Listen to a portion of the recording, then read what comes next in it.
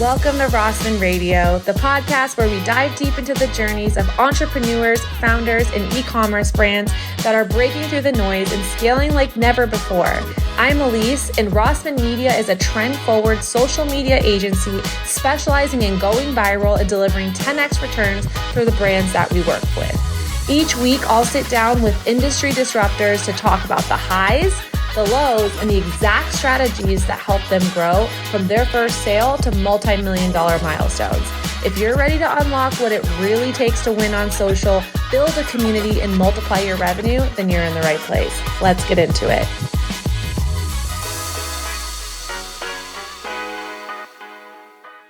Welcome back to Rossman Radio, the go-to podcast for entrepreneurs that are looking to harness the power of social media to build, scale, and amplify their brands.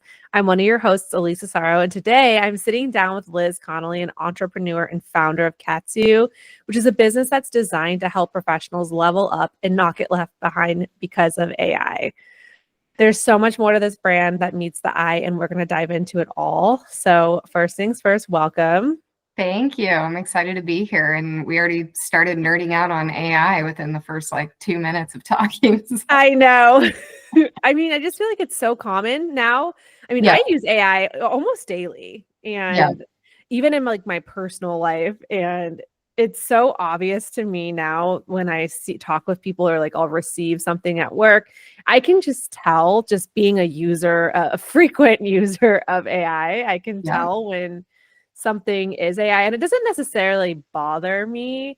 But I can see in the workplace, especially, how it can be vital to continue, building your skill set. So, I mean, what are you seeing, and what made you pivot into this business of helping people get ahead of all of this?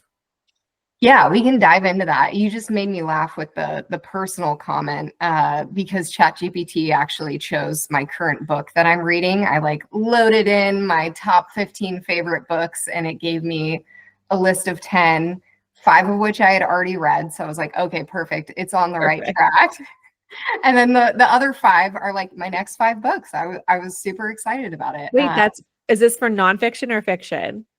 I'm very much a business book type person, but what I loaded in for this was business biographies. Okay. Really, really big fan of business biographies, historical biographies. I even get into the celebrity biographies a little bit sometimes because they've accomplished incredible things. What are they thinking? What are they doing in their life that they're able to have that much success? So I think they're really, really interesting as well. But everybody from Oppenheimer, Churchill, you name it. Wow. Okay. That's pretty impressive.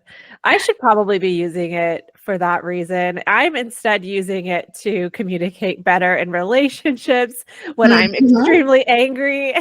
For example, if my fiance sends me something and I'm like, that's going to make me very upset. How do I say this in a way that's not going to start a fight? And so maybe I should be using ChatGPT for better reasons. Reading.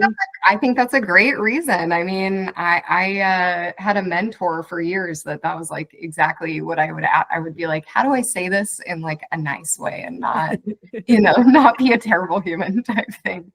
But yeah, so back to your original question, I just thought it was funny because I'm reading Chaos Monkeys, which is kind of an older book, but it's absolutely hysterical and entertaining. Highly recommend.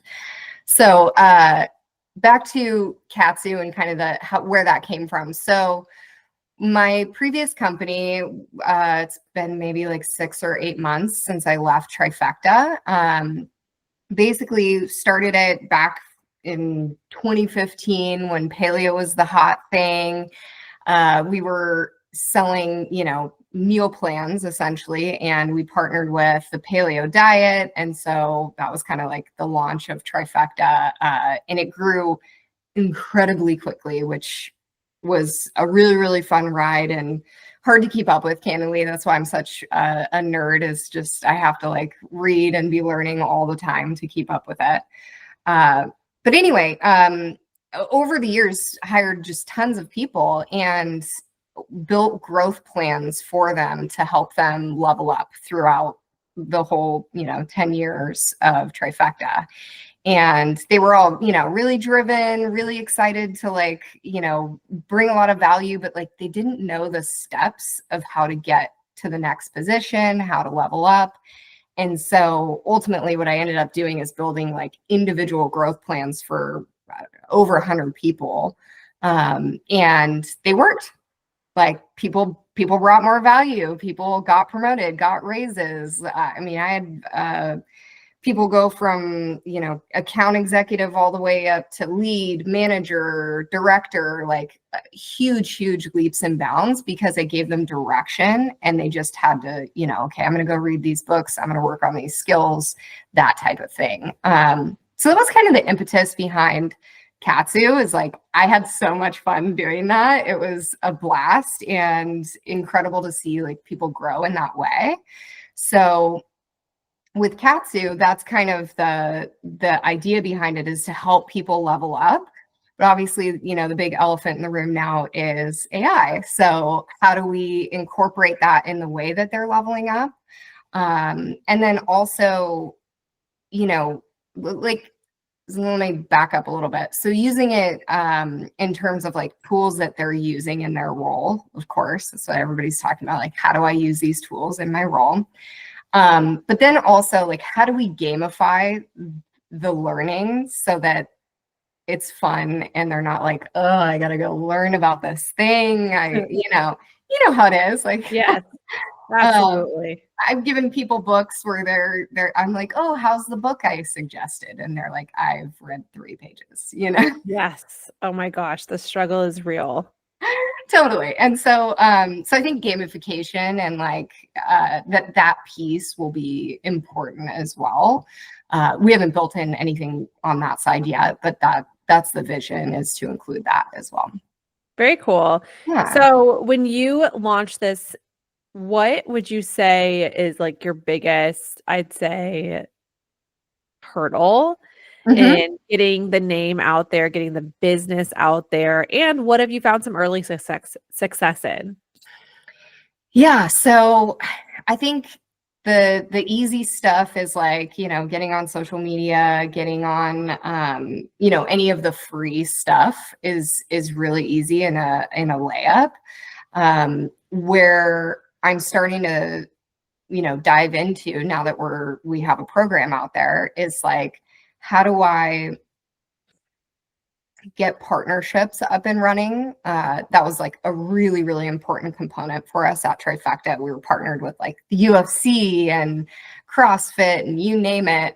We had all these really great partnerships, and those drove a lot of people to the brand. And so I'm trying to think through, okay, who makes sense for partnerships for Katsu? What value can I bring them? Because nobody wants to partner with you if you're not bringing them some sort of value, right? The old Gary V, jab, jab, jab, right hook, right? Yep. You gotta be giving a lot if you're gonna then ask for something. So kind of figuring that out has been probably one of the bigger hurdles for me, is trying to wrap my head around like, who are those partnerships? I think I have enough experience with them that it'll be relatively easy to set up, but like spending the time to figure out who they are and what value I can bring them is kind of that first piece, that first hurdle. But yeah, I mean, above and beyond that, it's kind of just test and iterate and, everything you kind of think of in startup land. Yeah, definitely. Okay, so organic social partnerships with the right people, some of those ways that you're able to get out there. Do you feel like now, like, because everyone is essentially like using AI or talking about AI, how do you see like AI coming in making sales forces weaker or just like organizations weaker? I mean, I tend to see it the opposite. I think most of us have had the like horrible experience of chatting in somewhere and like the chatbot is super unhelpful and you have to like go to a tier 2 person to get to the an actual human, and all you did was like waste time with that chatbot. So I think there's going to be a lot of that where we're like overestimating essentially what the abilities are. Now there's the opposite of that. Like I can do a return on Amazon with a few clicks of a button and nobody had to be involved. Beautiful. Like anything like that where you really don't need somebody involved. I think that that's great. Like why waste someone's time? I think that's wonderful. And I think there's been lots of times in history where we've had situations where a role becomes obsolete and there's a million new roles. And I think that's the really cool thing. It's just happening, I think, probably at a speed that at least my generation hasn't seen before. I mean, I would assume most of generations have not seen before. It's just happening so rapidly. And that's why, you know, a big reason why I want to incorporate it with my company is I want to help people adapt quickly and just, you know, essentially not get left behind. Yeah. Yeah. So that being said, like, how do you find right now that you're identifying and prioritizing these opportunities to grow the business and to get in front of these people? Like, what is, you know, what would you say like your strategy is going to be? I'm a big fan of like, what's the saying? All like the tide rises all boats, something along those lines. I think the same thing with marketing. You have to have like every channel going to some extent for it to really kind of all work together. Above and beyond that, I think something that we did exceptionally well with Trifecta was like focused on an area. We didn't go to the UFC and CrossFit and, you know, Mr. Olympia and doctors, and we didn't do it all at once. Like the first thing we did was the paleo diet, and we went really deep there. So anybody who's interested in the paleo diet was unequivocally finding us. Then it was like CrossFit, and, you know, we were working with feeding all the athletes. We were at the CrossFit games. You know, we were really, really heavily involved to the point where if you were doing CrossFit, you knew who Trifecta was. You thought we were everywhere, but we were just everywhere in that community. Yeah. And I think when people try to like spin all these plates of I'm going to do this, that, all of a sudden, like you don't have that capacity to really kind of be everywhere and be really known in that space. Yeah, that is so important. And we see it all the time with the brands that we work with.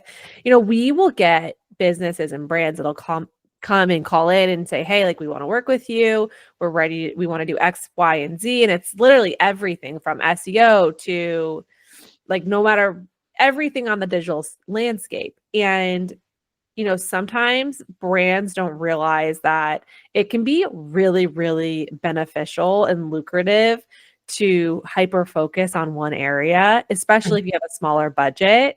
Totally. And to go all in on it. Because if you could just show up everywhere that one person that's going to buy your product is and show up everywhere that they're at, then your brand's going to grow just incrementally that way. And then you can take that and reinvest in these other avenues. And that's interesting you said that with Trifecta, because I can definitely see how that created a domino effect of just complete success where you guys were able to totally like walk before you run, but then found like a lot of success in that.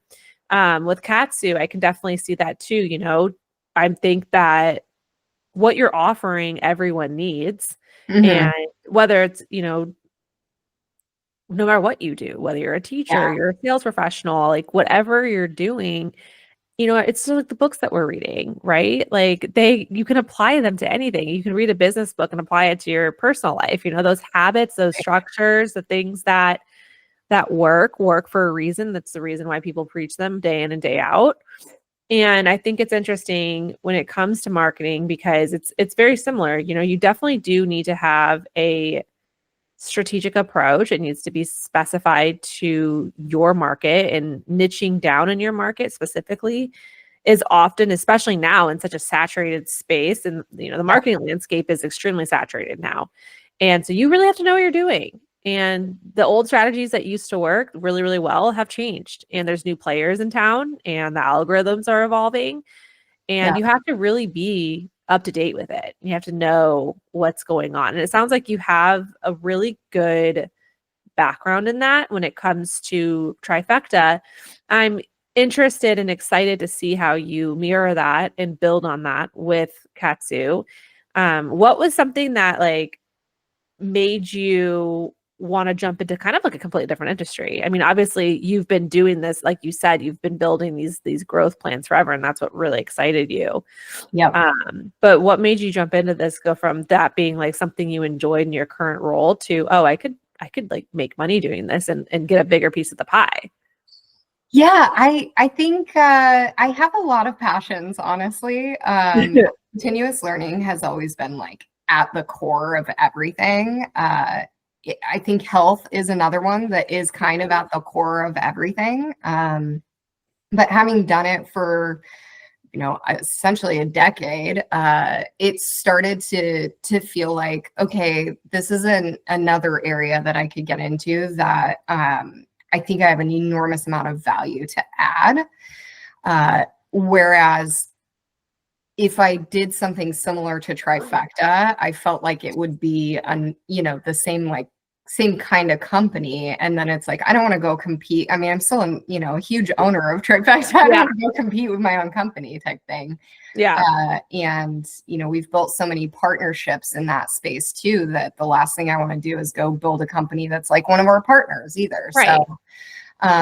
So it felt very like natural to me to kind of go a little bit different space. Actually, coming back to the challenges you were mentioning, one of the things that has been a challenge for me is I very much naturally think in the like B2C direction because I've been at it for 10 years with Trifecta.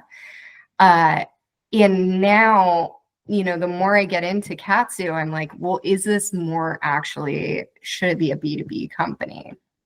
Are people willing to invest the money for themselves versus, I know every business owner I know would absolutely invest and teach my team how to use AI.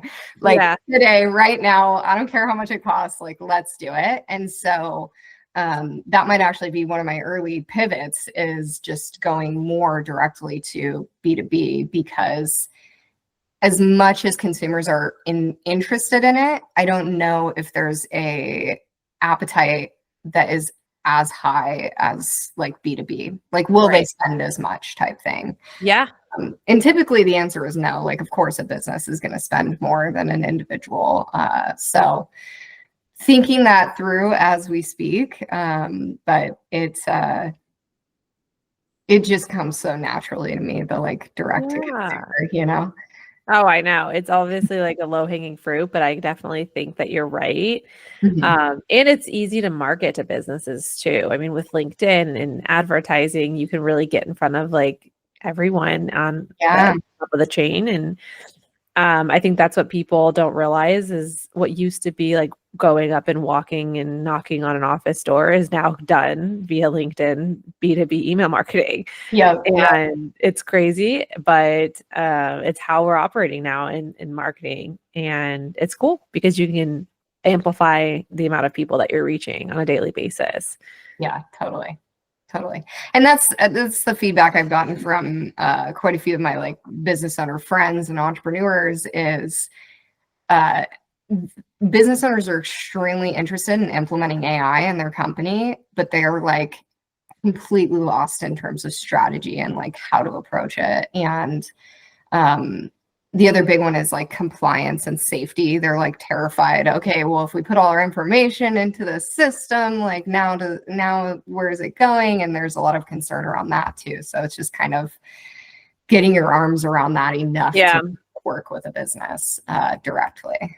Definitely. All right. Well, that is a very hot take that I'm excited to see and learn more on.